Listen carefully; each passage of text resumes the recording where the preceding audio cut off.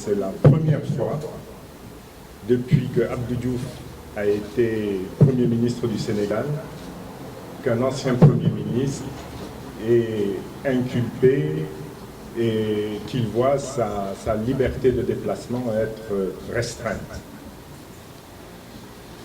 Le titre que je donne à cette conférence de presse est le suivant: comment une affaire privée de divorce a été transformée en ridicule complot d'État. Du faux qui n'existe pas et de la tentative d'escroquerie sans préjudice ni plaignant. Une innovation de la justice sénégalaise. Il est important que vous reteniez ceci. Je vais démontrer que le faux n'existe pas, mais il faut également savoir, vous allez peut-être trouver un juriste, mais d'après mes enquêtes, cela n'existe pas. Vous allez peut-être trouver un juriste qui a déjà vécu ce type de situation au Sénégal, mais une tentative d'escroquerie sans plaignant ni préjudice, c'est une innovation majeure dans notre pays. Alors, comme l'a dit tout à l'heure notre porte-parole, Mame Khary, je ne parle de cette affaire privée que parce qu'elle a été transformée en complot d'État.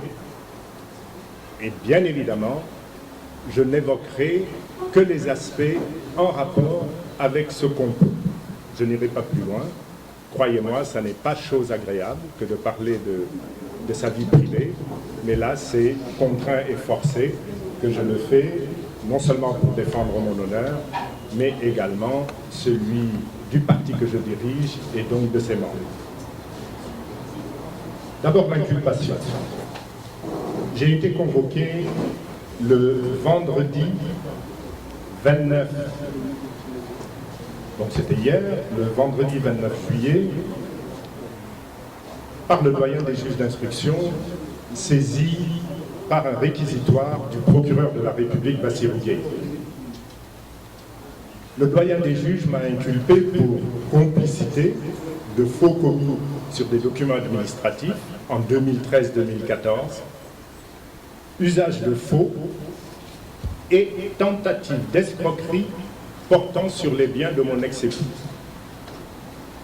Monsieur Adama Thiam, ancien officier d'état civil à la retraite, est visé comme étant l'auteur principal du faux. Cette inculpation est assortie d'un contrôle judiciaire visant à limiter ma liberté de déplacement hors du territoire. Je le prends évidemment comme une mesure vexatoire, mais nous y reviendrons. Et le doyen des juges m'a précisé que les articles 137, 45 et 46 du Code pénal étaient visés. Vous entendez pas? Tout le monde entend?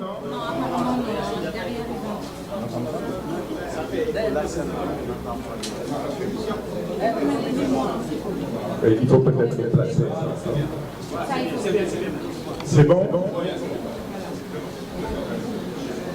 Avant d'en venir aux faits, je voudrais commencer par faire observer que même si je m'étais rendu coupable d'escroquerie à l'endroit de mon ex-épouse, évidemment ça ne correspond pas à la réalité, mais même si cela avait été le cas, l'article 365 du Code pénal dispose que, je cite, ne pourront donner lieu qu'à des réparations civiles, donc des réparations civiles, on ne parle pas de poursuite pénale, les soustractions commises par des maris au préjudice de leurs femmes, par des femmes au préjudice de leurs maris, par un veuf ou une veuve quant aux choses qui avaient appartenu à l'époux décédé. Donc c'est très clair.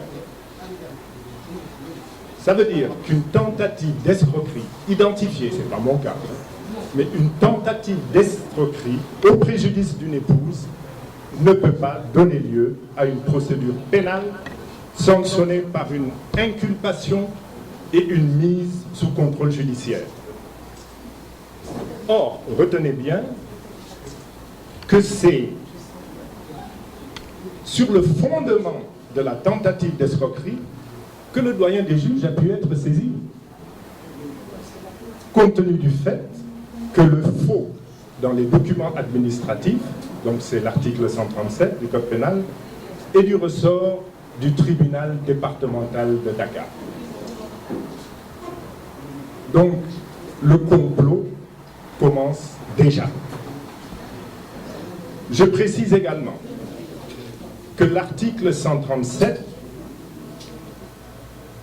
qui n'est pas celui qui est applicable dans ce cas, parce qu'on parle de faux dans le registre d'état civil, et là, on évoque l'article 137 qui lui traite des faux documents administratifs. Mais quand même, on y reviendra.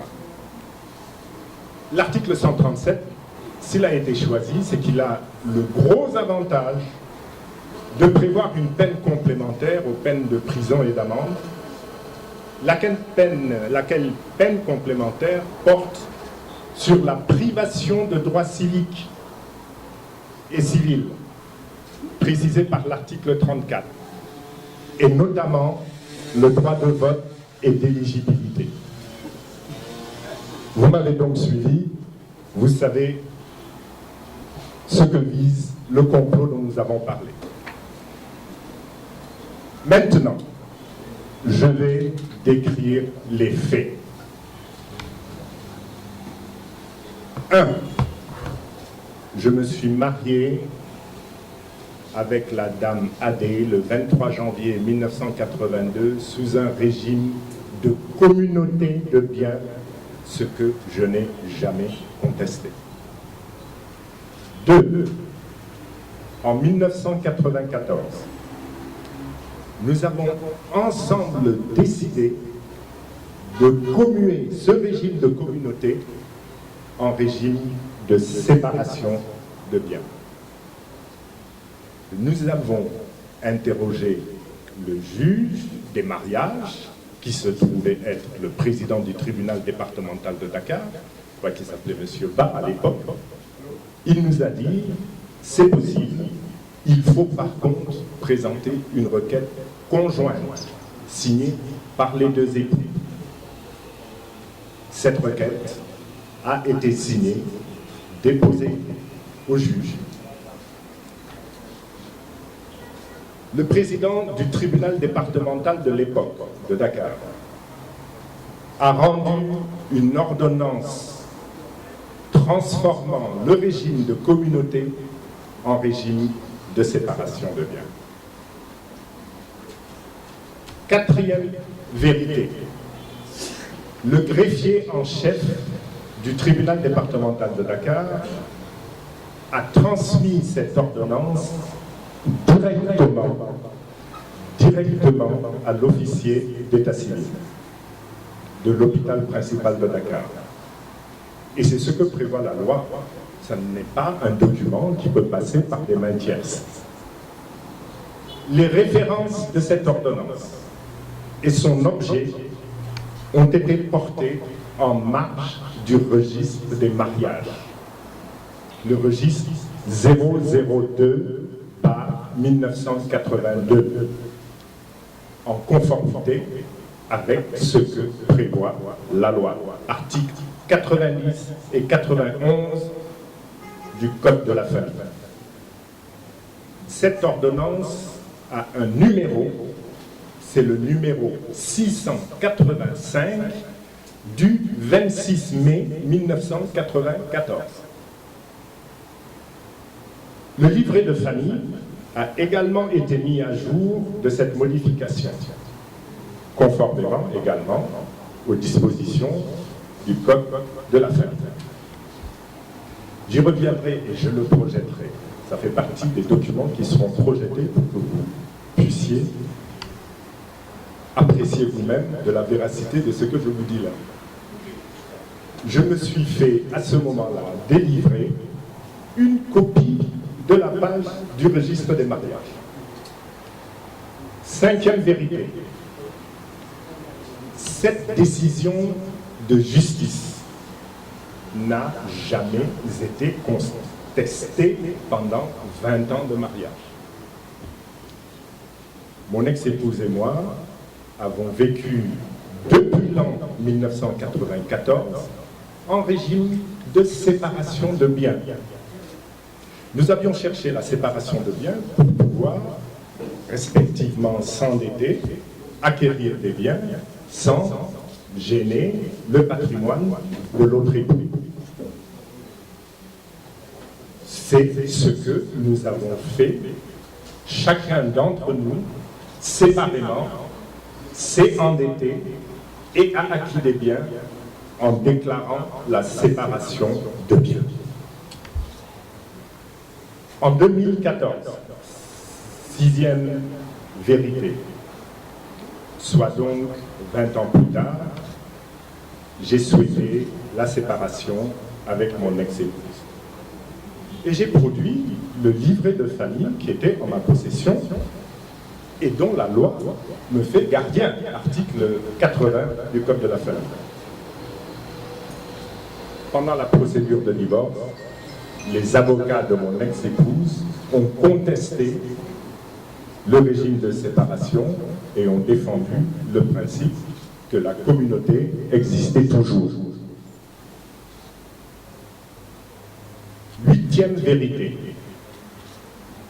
La présidente du tribunal départemental de Dakar, pour des motivations qu'elle seule connaît, au lieu de se limiter à instruire et juger, a adressé une lettre au procureur pour demander que je sois poursuivi tout en continuant à rester juge du divorce, devenant donc juge et partie. Ça ressemble à du complot, ça commence. Par ailleurs, un ancien officier d'état civil à la retraite, qui avait été chef du centre de l'hôpital principal, M. Adamatian, m'a fait savoir au cours d'un entretien téléphonique que la présidente du tribunal départemental de Dakar lui a demandé de raturer la mention qui avait été portée en marge du registre des mariages, en totale violation de la loi. L'article 90 et 91 du Code de la famille permettent de me le dire. Donc il a raturé la mention qu'il avait à l'époque portée en marge du registre des mariages lorsqu'il avait reçu l'ordonnance numéro 685 et dont il avait fait mention également dans le livre de famille à ma demande, dans le livret de famille. Mais ce qu'il faut savoir, c'est que seule une décision de justice peut permettre de remettre en cause une autre décision de justice. Et les références de cette décision de justice doivent être portées en marge du registre des mariages. Ils n'ont pas le droit de raturer ou de faire raturer une mention portée en marge d'un document d'état civil. La loi est claire. Ça veut dire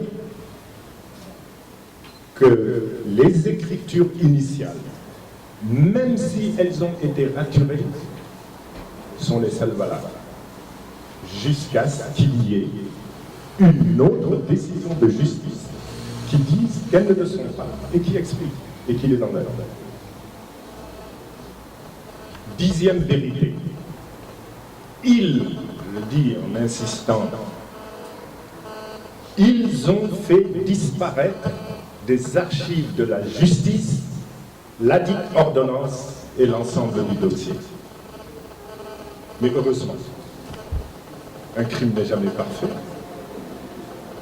Le greffier en chef de l'époque, maître Hyacinthe Gomis, aurait reconnu sa propre écriture sur le registre des ordonnances, affirmant que cette ordonnance a bel et bien existé. Et du reste, on ne peut pas, 20 ans après, trouver un numéro d'ordonnance et une date cohérente avec une série qui existe, comme vous allez le voir tout à l'heure. On ne peut pas avoir une liste sans lignes intercalaires, totalement cohérente. Il y a le 684, il y a le 685, il y a le 686, il y a le 687, ainsi de suite. Ça veut dire que cette ordonnance a bel et bien existé, comme je vous le montrerai tout à l'heure. C'est la confirmation que le complot se poursuit. On accuse pourtant M. Adamatian d'avoir commis un faux avec ma complicité. Or, d'une part, le faux n'existe pas, et d'autre part, je ne vois pas la forme que ma complicité peut revêtir, si tant est que l'ordonnance modifiant le régime patrimonial a été transmise directement par le greffier en chef du tribunal à l'état civil, au chef de service de l'état civil, conformément d'ailleurs à la loi. En conclusion, je n'arrive pas à identifier le faux dont j'aurais pu être le complice sans avoir accès aux documents d'état civil, sans les avoir établis. Ce faux dont on me parle, il ne m'a toujours pas été présenté. Je ne parviens pas à identifier la tentative d'escroquerie dont j'aurais pu me rendre coupable quand la personne que l'on m'accuse d'avoir voulu escroquer n'a pas porté plainte et a reconnu avoir été consentante pour le changement de régime matrimonial, consistant à le faire passer de communauté à séparation. J'aurais donc tenté d'escroquer une personne consentante. Et vous remarquerez bien entendu, comme je l'ai indiqué dans le titre de la conférence de presse, qu'il n'y a pas de plaignant. Si ça ne ressemble pas à un complot, ça, je me demande ce que ça peut être. Enfin, cette tentative, et je le rappelle, aurait-elle existé? Encore une fois, ça n'existe pas. Mais même si il y avait eu, suppose M. Sambadiaï tente d'escroquer son épouse Binta Diouf, cette tentative d'escroquerie n'aurait pas pu donner lieu à des poursuites pénales, conformément à l'article 335 du Code pénal que j'ai rappelé principalement. Alors c'est pour toutes ces raisons que j'évoque un complot d'État, vous laissant deviner aisément qui sont ils. Mais et en me répétant, qui sache bien que rien ne me détournera de l'essentiel, à savoir la sauvegarde des intérêts de mon pays, et en particulier, dans le contexte actuel, ceux relatifs à ses ressources pétrolières et gazières. Ils ne me feront pas taire. Je continue d'avoir foi en la justice de mon pays et mes avocats défendront mes droits.